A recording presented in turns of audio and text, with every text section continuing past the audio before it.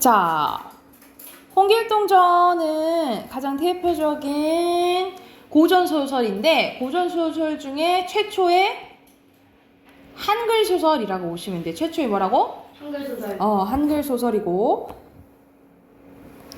우리 고전소설에 대한 특징 했던 거 기억이 나나? 아니요? 기억이 나야 되는데. 약간 이름만 기억나요 항상. 고전소설 전반적인 특징. 자, 구성이 어떻게 이루어져 있냐면 거의 다 시간순이에요. 과거 해석하는 경우에 거의 없어. 그러면 시간순으로 진행이 되면 무슨 구성이라죠? 이래서 이름이 있어야 돼요. 아무래도 생각 안 나요. 아니, 저 안 그렸어요.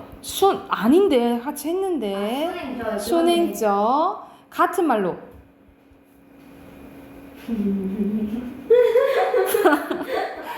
평면적. 그리고 인물이 태어났을 때부터 죽을 때까지를 다뤄요. 그럴 때는 일대기적 구성이라고 해요. 뭐라 한다고? 일대기죠. 일대기적 구성.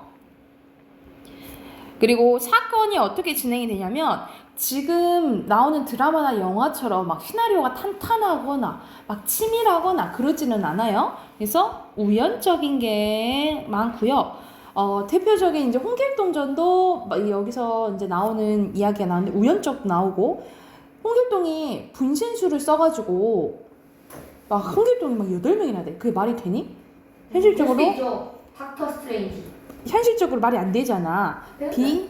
비현실적인 거겠지, 그치? 우리가 비현실적은 같은 말로 뭐라고 하냐면 전기적이라고 해. 뭐라 한다고? 정기적. 전기적. 그리고 인물이 어떤 인물들이 나오냐면 인물이 성격이 한번 정해지면 잘 변하지 않아요. 그래서 잘 변하지 않는 인물은 성격 변화가 없으면 평면적 인물이라고 해. 뭐라고 한다고? 평면적 인물, 성격 변화가 없다라고 보시면 되고, 그리고 우리 효녀 하면 누가 생각나니? 오케이, 심청이 어떤 그 사회 집단을 대표하는 걸 뭐라 하냐면 전형적 인물이라고 해요. 전형적 인물, 어떤 사회 집단, 사회 계층을 대표하면 그런 인물이다 라고 생각을 하시면 돼요. 자, 그리고 주제 및 결말을 보면 거의 주제는 뭐라 생각하면 되냐면 착한 사람은 복 받고 나쁜 사람은 벌 받는다. 그래서 관련된 한자성어 권선, 징아, 그리고 뿌린 대로 거둔다, 이런 말 들어봤죠, 그쵸? 내가 한 만큼 얻게 되는 거야. 인과 응복. 그리고 주로 행복한 결말이라고 보시면 돼. 해피엔딩이야. 그래서 네가 싫다 했잖아. 자, 그리고 시점은 우리가 시점에 크게 1인칭과 3인칭 있잖아요. 그치? 다 뭐라고 생각하시면 되냐면 전지적, 3인칭 전지적 작가 시점이라고 보면 돼. 그런데 특이하게도 이 전지적 작가 시점 중에 서술자가 개입하는 경우가 있거든요. 서술자가 개입하는 부분이 있는데 이 개입하는 것을 뭐라 하냐면 편집자적 논평이라고 해요. 뭐라 한다고? 편집자적 논평이라고 한다라고 생각하시면 됩니다. 이게 약간 전반적인 고전소설의 특징이라고 생각을 하면 돼. 자, 그래서 제목이 이제 이 작품을 보면 홍길동전이잖아요. 이 홍길동의 유명한 대사가 있어. 여러분 알아요? 아니요. 형을 형이라 부르지 못하고 아버지를 아버지라 부르지 못하고. 들어봤지, 그치? 안 들어봤어요? 네. 진짜요? 네.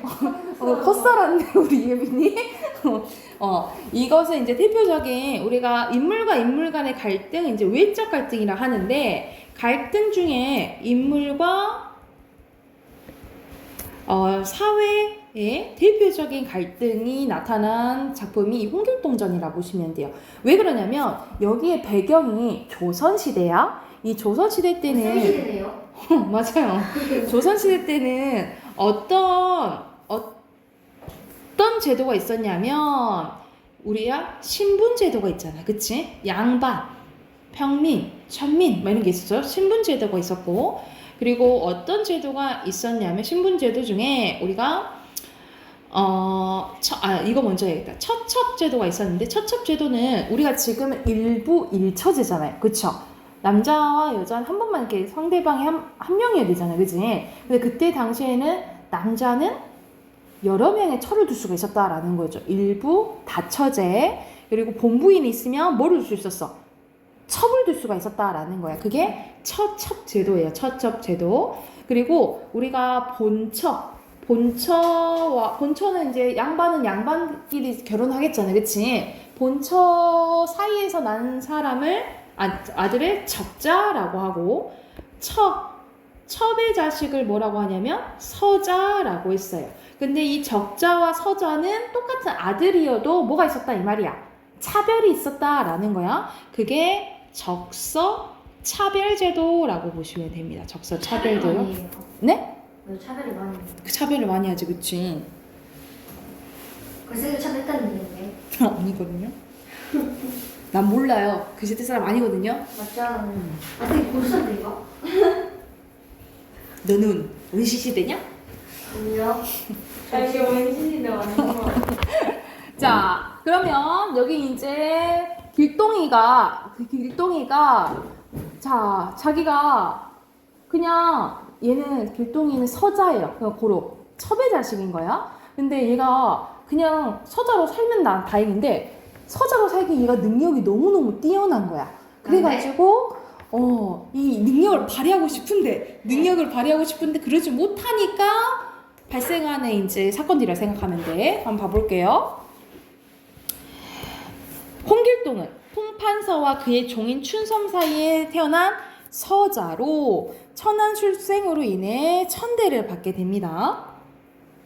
길동은 10살이 넘도록 부형을 부르지 못하고, 그러니까 아버지와 형을 불러요, 못 불러요? 아버지가 아버지라 부르지 못하고 형을 형이라 부르지 못했어. 이것도 적서 차별 제도인 거야. 말을 못해서요? 말을 못해서 아니라 똑같은 형제 가족 취급을 안 하는 거지. 천민이라 보는 거예요. 종들로부터 천대를 받았다라는 거예요. 그래서 뼈에 사무치게 한탄하면서 마음둘 바를 몰랐다라는 거예요. 어느 가을철 9월 보름기가 되자 달빛은 처량하게 비치고 맑은 바람이 쓸쓸히 불어 사람의 마음을 울적하게 하였대. 그때 길동이 서당에서 글을 읽다가 문득 책상을 밀치고 탄식하기를, 대장부가 세상에 나서 공맹은 공자와 맹자로 대표적으로 우리가 조선시대 유교 사회잖아요, 그쵸? 유교를 대표하는 인물들인 거지. 본받지 못할 바에야 차라리 병법이라도, 싸움 창창창 있잖아, 병법이라도 익혀서 대장인의 허리춤에 비스듬히 차고 동정서별하여 나라의 큰 공을 세우고 이름을 만대에 빛내는 것이 장부의 통쾌한 일이 아니겠는가. 그래서 그러니까는 뭘 하고 싶냐면, 우리 유교사에서 남자는 이름을 널리 알리고 공을 세워야 된다는 거야. 그걸 뭘 하냐면 입신, 몸을 세우고, 공명, 이름 널리 알리는 걸 얘기를 해. 유교사일 때는 사내 대장부라면 이래야 된다라고 생각했다는 거야. 입신, 공명하고 싶은데 얘는 그럴 수 있는 환경이 돼야 안 돼. 안 되는 거예요. 왜? 얘는 뭐니까? 그지?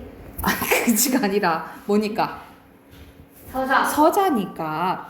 그래서 나는 어찌하여 일신이 적막하고 부영에 있는데도 아버지를 아버지라 부르지 못하고 형을 형이라 부르지 못하니 심장이 터질지라. 이 어찌 통탄 일이 아니겠는가. 그러니까는 얘는 막 미쳐버리겠는 거야. 내가 왜 이거 못해? 이렇게 생각을 하는 거지. 내가 이렇게 능력이 뛰어난데. 하고 말을 마치며 뜰에 내려 거무줄을 익히고 있었대. 그때 마침 공또와, 공은 여기서는 홍길동의 아버지 얘기하는 거야. 또한 달빛을 구경하다가 길동이 서성이고 있는 것을 우연히 본 거예요. 그래서 아까 고전 소설의 특징 뭐라 했어? 우연적이다 했지, 그치? 우연적이야. 너는 무슨 흥이 있어서 밤이 깊도록 잠을 자지 않느냐? 길동을 공경하는 자세로 대답했대. 소위는 이것도 서자임을 나타낸 단어다라고 보시면 돼요. 그러니까 적자는 자기를 낮춰 볼 때 뭐라고 해야 되냐면 적자는 소자라고 해요. 소자. 근데 서자는 뭐라고 불러야 되는 거야? 자기 낮출 때 소인이라고 해야 된다라고 보시면 돼요.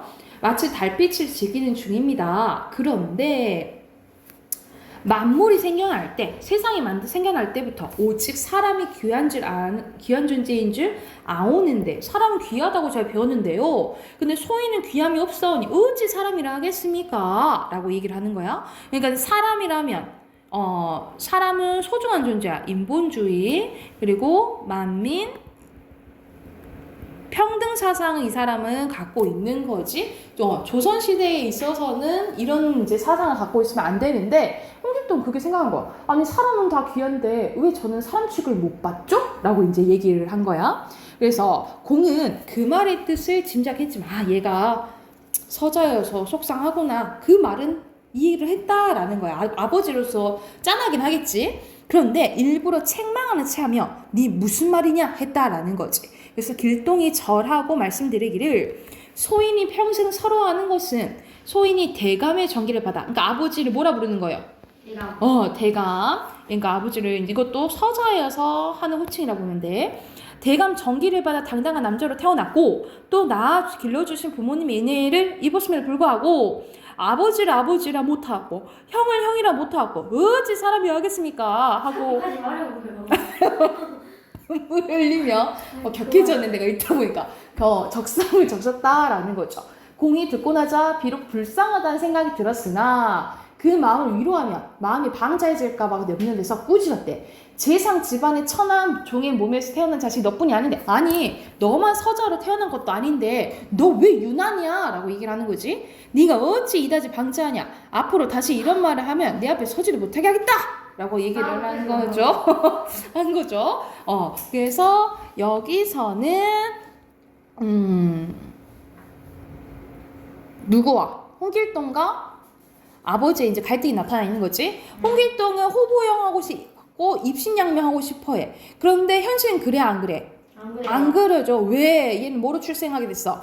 서자. 그렇지. 빈칸 서자고요. 자, 작품에 반영된 사회상 가보자. 신분제도가 있었어. 엄격한 신분제도가 있어서 적자와 서자를 차별했는데 따라서 아까 전에 소자, 소인 이게 신분에 따라서 사용하는 호칭어가 다르다 했죠. 그렇죠? 그리고 유교적 가치가 남자로 태어났으면 뭘 해야 된다? 입신, 양명 해야 되는 거고 그리고 축첩제도 예전에는 본부인 말고도 첩을 두는 제도가 있었다라고 보시면 되겠죠. 그 다음 쪽 가볼게. 108쪽 가볼게요. 108쪽 보면은 길동은 홍판서의 첩, 초란이 얘는 홍길동 엄마 말고 또 다른 또 첩이 있었어요. 이 초란이 홍길동을 이제 미워한 거야. 그래서 자신을 헤아려 하자 집을 떠나고 도적의 무리를 만나 우두머리가 되는데 그 무리를 활빈다 이라고 짓습니다. 그러니까 말 그대로 가난을 구한다 뭐 이런 뜻인 거죠. 길동이 전국을 돌아다니며 탐관오리의 재물을 빼앗아 가난한 백성에게 나눠주자 임금이 길동을 잡아들여 명령을 한 거예요. 이때 팔도에서 길동이를 다 잡아 올리니 조정과 서울 사람들이 어찌된 영문인지 아무도 몰랐대. 그러니까는 팔도라고 하면은 8군데잖아. 8군데에서 길동이 잡아서 올렸는데 똑같은 애가 8명이나 있는 거예요. 길동이가. 그러니까 무슨 수를 쓴 거야? 분신술을 지금 쓴 거지. 그러면 비현실적이라고 생각을 하시면 되겠죠? 선생님 아까 전에 비현실적 같은 말로 뭐라 한다 했지? 평면적 아니라 뭐지? 방이 뭐였어? 전기적. 그렇지. 전기적 부분이라 보시면 돼요. 임금이 놀라가지고 온 조정의 신하들을 모으고 몸소 죄인을 다스리는데 8명의 길동을 잡아 올리니 그들이 서로 다투면서 말하기를 네가 진짜 길동이지 난 아니다 하며 서로 싸우니 어느 것이 진짜 길동인지 분간할 수 없었대요. 임금이 괴기 여겨 즉시 홍판서를 불렀대. 홍판서 누구? 그렇지, 아버지. 그래서 자식을 알아보는데 아비만한 자가 없다 하니 저 8 중에서 경의 아들을 찾아내라. 홍판사가 황공하의 머리를 조아리 말했대. 신의 천한 자식 길동은 왼편 다리에 붉은 혈점이 있사오니 그것으로 알 수 있을 것입니다. 또 여덟 길동 꾸짖기를 지척에 임금에게 쉬고 아래로는 아비가 있는데, 그러니까 여기서는 이렇게 네가 이렇듯 천고에 없을 죄를 지었으니 죽기를 아끼지 말라 라고 얘기를 한 거예요. 그래서 여기서는 뭘 강조하는 거야? 임금에 대한 그리고 아버지에 대한 효를 이제 강조한 거죠. 하면서 피를 토하면서 엎어져 기절해버린 거야. 임금이 놀라 걸레의 약국의 지시에 치료하게 했으나 효험이 없었다. 여덟 길동이 이를 보고 일시에 눈물 흘리며 주머니에서 환약 한 개를 내어 입에 들이우니 홍판서가 정신을 차렸다라는 거죠. 그래서 길동등이 임금에게 아뢰때 신의 아비가 나라 은혜를 많이 입었사온데 신이 어찌 감히 나쁜 짓을 하오리까마는 신은 본래 천한 몸에 종의 몸에서 났는지라 그 아비를 아비라 못하고 그 형을 형이라 못하와 평생 한이 맺혔기에 집을 버리고 도적의 무리에 참여하였사옵니다. 그러나 백성은 추구도 범하지 않고 각 수령이 백성들을 들고가 착취한 재물만 빼앗을 뿐이었습니다. 이제 10년이 지나면 조선을 떠나 갈 곳이 있사오니, 이 조선을 떠나 갈 곳이 어디냐면 훗날에 얘가 조선을 떠나서 율도기이라는 나라를 세워서 자기가 왕이 돼요. 엎드려 빌 건데 성상께서는 근심하지 마시고 신을 잡으라는 공문을 거두어주십시오 하고 말을 마치자 8명이 한꺼번에 넘어짐으로 자세히 보니 다 풀로 만든 뭐였대? 허수아비였대. 여기도 어떤 요소예요?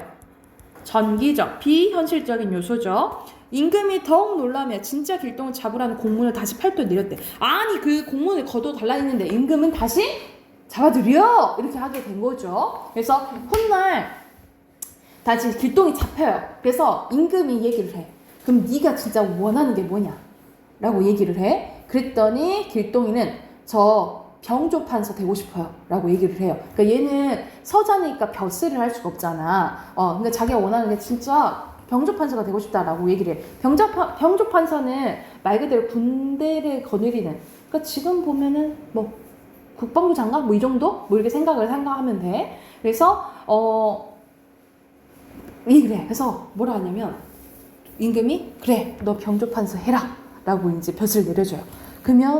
그리고 나서 뭐라 하냐면 떠나서, 왜냐면 자기가 이루고 싶은 꿈은 이뤘잖아, 그치? 근데 진짜 다 이뤘나? 진짜, 왜냐면 진짜 꿈을 이루려면 서자랑 적자의 차별이 없어져야 되잖아, 그치? 근데 그거를 없앤 거는 아니잖아요, 그쵸? 그래서 결국 그거를 바꾸지 못하고 자기가 그냥 조선을 떠나서 율도국이라는 나라를 세우고 자신이 이제 왕이 된다라고 생각하시면 돼요. 왕이 되고 끝나는 이야기로 생각하면 돼. 자, 그러면 여기까지네요. 현실 비판적인데 주인공 이름 뭐죠? 홍길동. 홍길동이고요. 그리고 비범한 능력, 사건의 비현실성, 고전 소설의 무슨 성이 일어나요? 비현실적 같은 말 뭐였지? 전기성. 그렇지, 전기성이라고 보시면 됩니다. 그러면 해당하는 문제 111쪽까지 문제 풀고 답 확인하게요.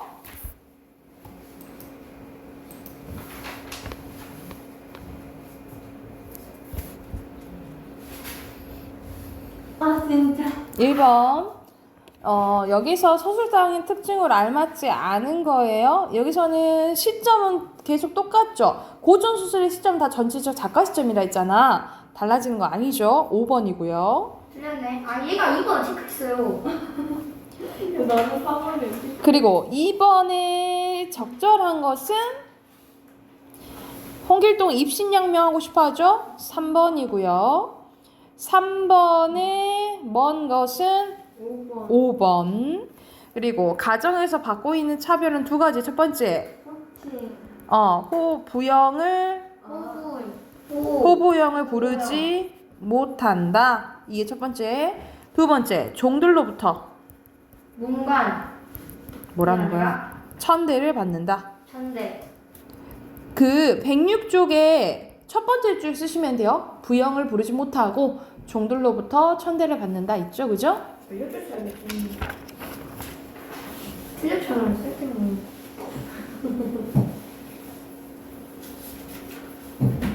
5번에 적절하지 않은 것은 조력자 없어요. 4번이고요. 조력자는 도와준 사람인데 이 홍길동 혼자 하잖아. 6번에 알맞지 않은 것은 4번? 그렇지. 공문은 거두라는데 임금은 거두지 않았죠. 7번에 알맞지 않은 거. 몰라요. 여기서는 5번. 홍판서는 2번?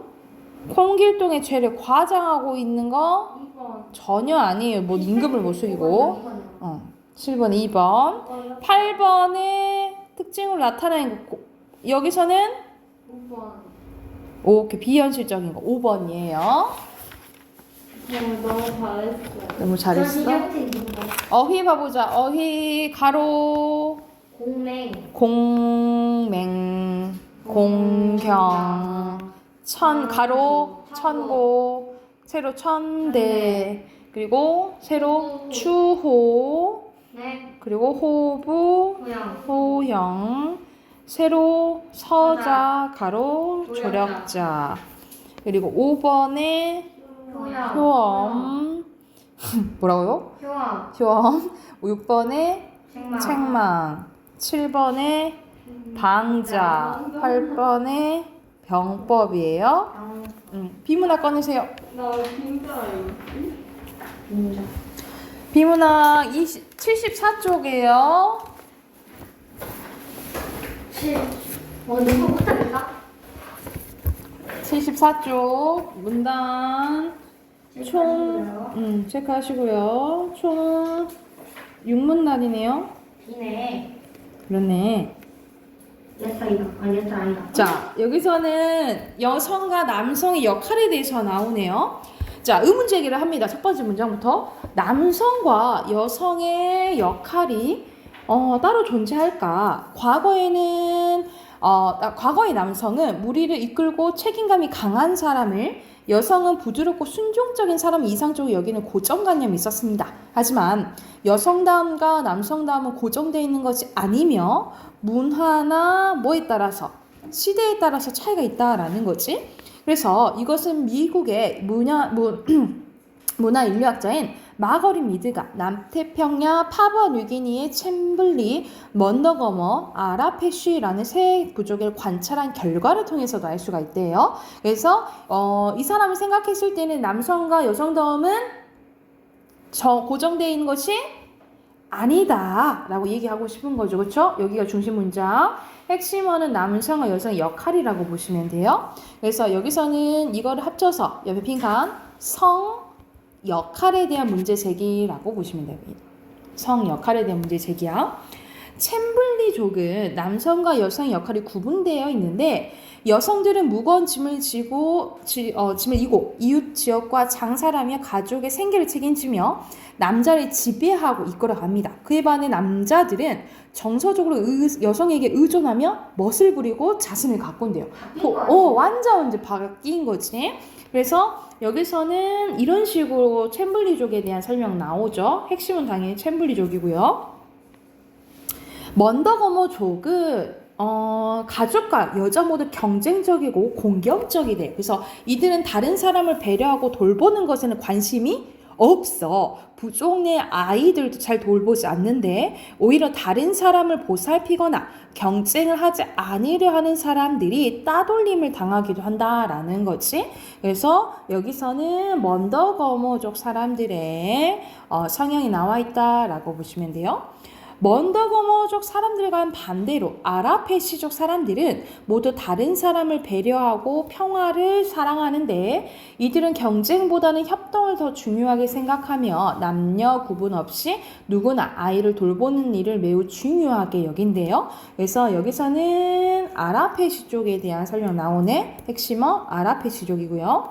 이 세부족 외에도 성별에 대해서 다른 사람을 가진 사람이 또 있는데 아프리카의 누에르족은 아이들을 낳았는지 여부를 성별을 구분을 한대. 그러니까는 아이를 낳지 않는 사람은 남자인 거야. 그래서 결혼한 어떤 여성이 아이를 낳지 않으면 조카들을 삼촌이라 부르고 아이를 낳지 않는 여성은 다른 여자와 결혼할 경우 남편이 먼저 받는데요. 그러니까 여자 같은 성도 결혼 가능한 거죠. 왜냐면 애를 안 낳았으면 남자니까. 그래서 희한하죠. 그래서 여기서는 누에르족에 대한 설명 나오는 거죠. 누에르족이 핵심 뭐예요? 그리고 옆에도 누에르족이죠. 파푸아뉴기니의 새 부족과 누에르족의 생활상을 고려하면 남성과 여성의 성역할은 고정돼 있어요? 고정돼 있지 않다는 거지. 사회가 요구하는 성 역할에 따라 사람들의 성 역할이 달라지는 것이다. 따라서 우리의 생각과 노력에 따라 성 역할에 대한 인식도 얼마든지 바꿀 수 있다. 우리가 여자나 남자라는 성별에 구속받지 않는다면 나에게 숨겨진 힘과 재능을 발견할 수 있을 것이다. 그래서 고로 정리된 거 보면은 남성과 여성의 성 역할은 고정되어 있지 않다라는 내용이잖아요. 그래서 성 역할이 핵심어다라고 보시면 돼요. 그럼 바로 답 확인해 볼게. 1번에 사회가 요구하는 뭐에 따라서 성 역할에 따라 사람들의 성 역할이 달라지는 거죠. 공통적으로 들어가야 되는 거니까, 그지? 자, 2번에 알맞지 않은 거 화제 제시 맞죠? 그리고 구체적인 예 맞죠? 근데 여기 전문가 의견 인용 나와요? 땡. 3번이 잘못됐고 3번의 빈칸 순서대로 보여요? 문화, 시대, 그렇지. 그리고 4번에 적절하지 않은 거? 3번 3, 4번 중에 뭐야? 4번 4번이에요. 자, 여성과 남성의 성 역할에 대한 인식과 문화 시대에 따라 달라진다 했죠, 그쵸? 그럼 우리가 노력한다고 바꿀 수 없어요? 없어요. 바꿀 수? 그 무조건의 고유의 그 뭐지? 문화는 만든 거잖아. 그래서 시대에 따라 변할 수 있죠. 5번에 적절한 거. 너가 말해. 5번. 두 번째 거 이어서 가보자. 에어컨을 시원하게 틀어라. 너무 전기세 유도 아니에요? 총 5문단. 바로 보면은 대부분의 사람들은 수학이 우리 생활과 동떨어져 있다고 여긴다는 거야. 그러니까 4층 연산만 할 줄 알면 되지 수학 이런 거 왜 배워? 이렇게 생각할 수 있다 이 말이죠. 그래서 왜냐하면 수학이 예 아니요라는 논리 구조로 설명할 수 있는 상황에만 적용된다고 생각하기 때문이다. 그래서 멋있다, 예쁘다라는 주관적인 표현은 사람마다 그렇게 평가하는 기준이 다르기 때문에 수학으로 명확하게 표현하거나 증명할 수 없다고 여깁니다. 하지만 1965년 미국 버클리 대학의 자대 교수는 모호한 것들을 수학적으로 표현하기 위해서 나쁘지 않다가 0이고 좋다가 1이라고 한다면 0과 1 사이에 보통이다, 나름 괜찮다, 제법 괜찮다라는 상대적인 중요도를 설정하고 2를 값으로 나타냈다라는 거죠. 그러니까 나름 괜찮다가 0.7 정도 된다라고 얘기를 하는 거야. 그래서 여기서 너무 다다다닥 얘기해서 자, 여기서는 자대 교수의 시험 결과가 나온 거지, 그치? 그래서 여기서는 문장이 좀 길긴 하지만 이 문장이 중심 문장이고요. 핵심어는 수학이에요. 자, 자대 교수는 이 이론을 뭐라 불렸냐면 퍼지 이론이라고 불렀대. 하지만 수학자들은 애매하고 모호한 것을 수학이 될 수 없다면서 퍼지 이론 응 아니야 라고 했다는 거지, 그치? 그런데 이 이론이 전자제품에 응용됨에 따라 전자제품들이 다양한 단계의 명령어를 처리할 수 있게 되었고 현재는 이제 퍼지 이론을 받아들이게 됐대요. 그래서 전자제품에 응용된 무슨 이론? 퍼지 이론인 거죠. 그래서 여기가 중심 문장, 핵심어는 퍼지 이론이에요. 전통적인 컴퓨터 프로그램에서 에어컨 온도를 25도로 설정해라 라는 구체적인 명령어는 처리할 수 있죠. 왜냐면 25도 설정하면 되잖아요, 그치? 그런데 시원하게 틀어라 이건 안 된다 이 말이야. 그런데 에어컨에 퍼지 이론을 적용하자 시원하게 에어컨 틀어라를 처리할 수 있게 되었다라는 거죠. 그 애매모호한 정도를. 그래서 여기서는 퍼지 이론을 적용하면 이런 애매한 것도 적용된다 이 말이에요.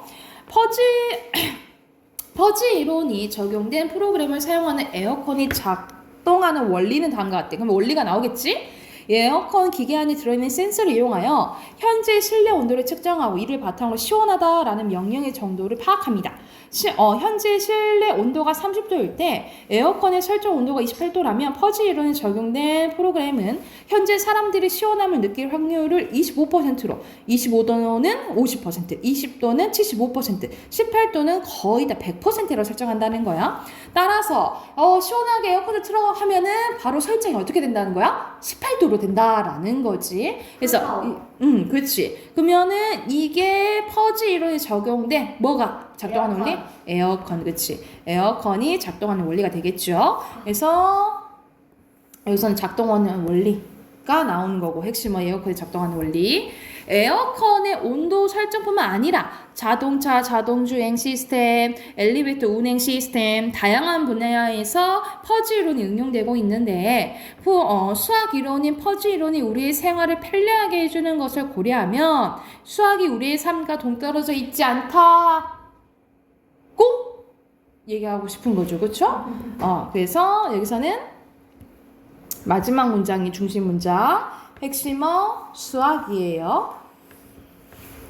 됐을까요? 네. 자, 6번입니다. 퍼지 이론과 같은 어떤 이론이? 수학. 수학 이론이 우리 생활에 적용이 많이 된다라는 거고요. 7번에 적절한 거네. 화제 제시하고 2분단에서 보충하고 있는 거? 네. 맞네. 네. 1번이네요. 1번이네요. 이거 여기 했는데. 그리고 8번에 적절하지 않은 거? 한번. 3번. 감정적인 건 좀 힘들 수 있다 그랬지, 그치? 9번에 알맞지 않은 거? 5번. 3번이 5번이요. 5번. 5번이에요. 자, 에어컨 온도를 왜 헷갈릴 수 있냐면 에어컨 온도를 구체적으로 명령함으로써 처리할 수 있게 된 것은 퍼지 이론 때문이야? 아니요. 구체적인 면도, 예를 들어서 25도로 해줘. 이거는 전에 가능한 거야. 그럼 퍼지 이론을 통해서 가능하게 된 건 뭔 거야? 애매모호한 것들, 시원하게 틀어라. 이게 가능해졌다라고 생각하시면 돼요. 이해됐으세요? 네. 그리고 10번에 알고 싶은 거나 궁금한 점이 아닌 거예요. 그러면 이 본문에 네. 이미 나와 있는 내용은 궁금한 거나 더 알고 싶은 점이 안 되겠죠? 네. 그럼 여기 나온 내용을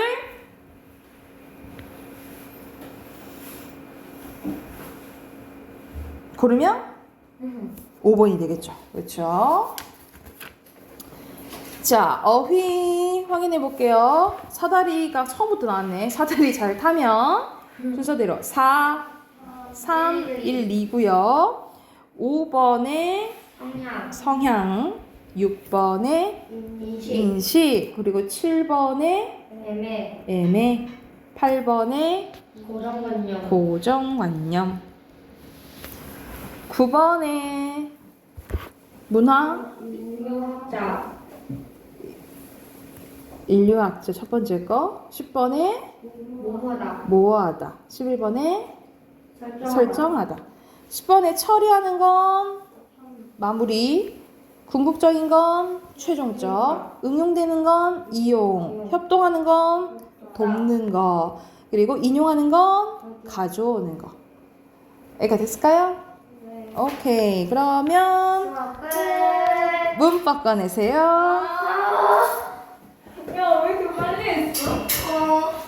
안 그려줘요. 아직도 끌걸. 문학에서. 140 나 생각 문학에 조금. 근데 자다시 머리 20분 빼면 돼. 이쪽이에요. 142쪽. 그거잖아, 그냥.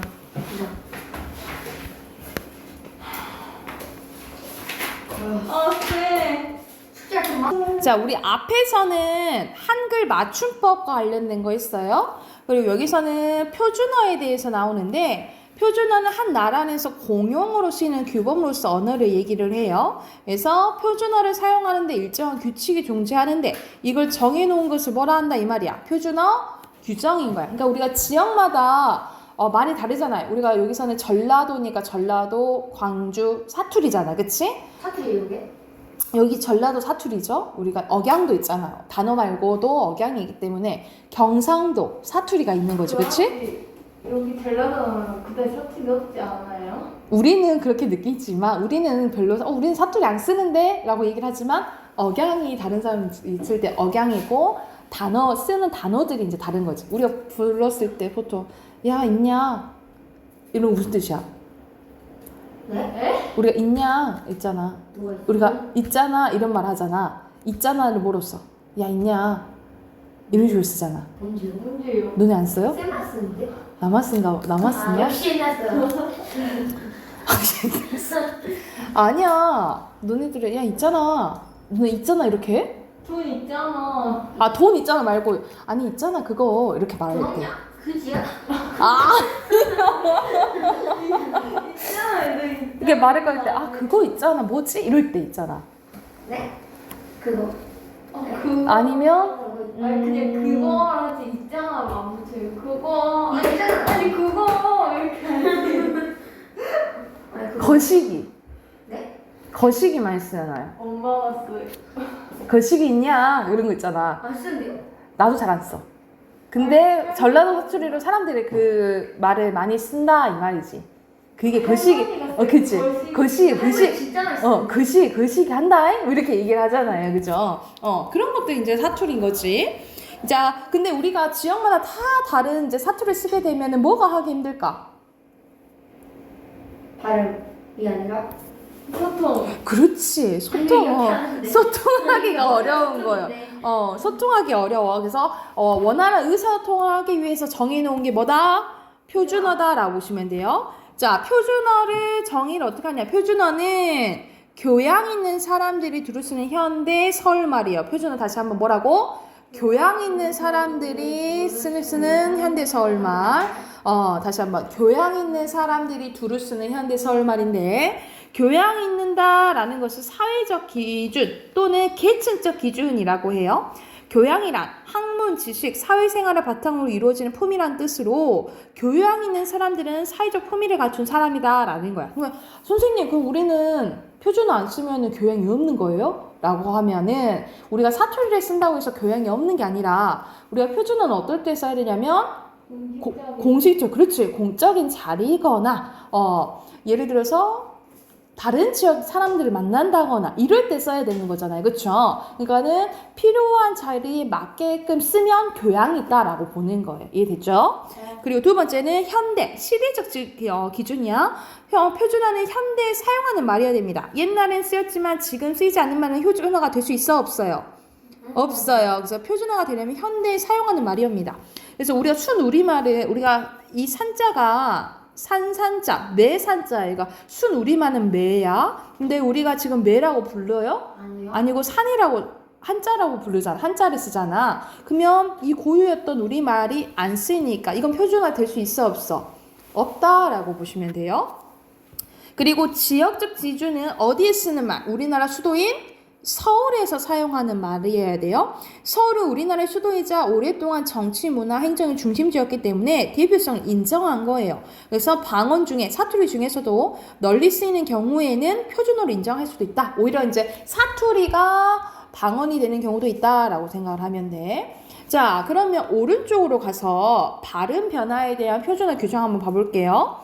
자, 다음 단어는 거센 소리를 가진 형태로 표준어를 삼는데 거센 소리는 뭘 의미하는 거냐면 우리가 거친 소리로 자음으로는 티읕, 피읕, 치읓을 거센 소리라고 해요. 키읔, 티읕, 피읕, 치읓을 거센 소리라 하는데 그래 말 그대로 나발꽃이 아니라 나팔꽃, 살괭이가 아니라 살쾡이, 해질녘 할 땐요, 칸 이게 표준어다라고 보시면 되고 다음 거센 소리를 나지 않는 형태가 표준어입니다. 가을, 가리, 거시기는 아니라는 거지. 그치? 우리가 제가 아까 예시로 했던 분침 이런 것들. 그리고 어원에서 멀어진 형태는 어원에서 멀어진 형태로 굳어서 널리 쓰는 것 그것을 또 표준어로 삼는데요. 그러니까 원래는 강남에 우리 강남, 강북 있잖아요. 서울을 나누잖아요. 한강을 기준으로 밑에 있으면 강남, 위에 있으면 강북이라고 하는데 서울을 원래 강남콩이었다는 거죠. 강남콩. 근데 발음이 강남콩이어서 원래는 강남콩이었지만 이렇게 변화한 거라고 생각하면 돼. 그리고 사골세. 우리가 월세라고 하잖아요. 요즘에는 월세. 근데 그 다달이 내는 것을 사골세. 근데 사글세 이렇게 된다라는 거죠. 변화된 형태라고 생각하시면 돼. 이렇게 변화된 거야. 근데 또 다만 나왔네. 다만 어원적으로 원형에 더 가까운 형태가 아직 쓰이고 있는 경우에는 그걸 표준으로 삼는데 그 대표적인 게 갈비, 굴적, 이라고 생각하시면 되겠죠. 그리고 이거 잘 나와. 우리가 수컷, 암컷 할 때 있잖아요. 수컷, 암컷 했을 때 수컷을 이르는 접두사는 수로 통일하는데 그런데 예외가 있어. 숫을 쓰는 경우 있어요. 그러면 숫으로 쓰는 거는 세 가지밖에 없네. 양념소지 외우시면 돼요. 다시 한번 양념소지 외우시면 돼요. 다시 한번 뭐라고? 양념소지만 뭐가 붙는다? 숫이 붙는다라고 보면 돼. 원래 다른 것은 수가 붙는데 숫이 붙는 게 있는데 세 가지 뭐라고요? 양념소지예요. 뭐라고? 양념소지만 수만 붙는 거야.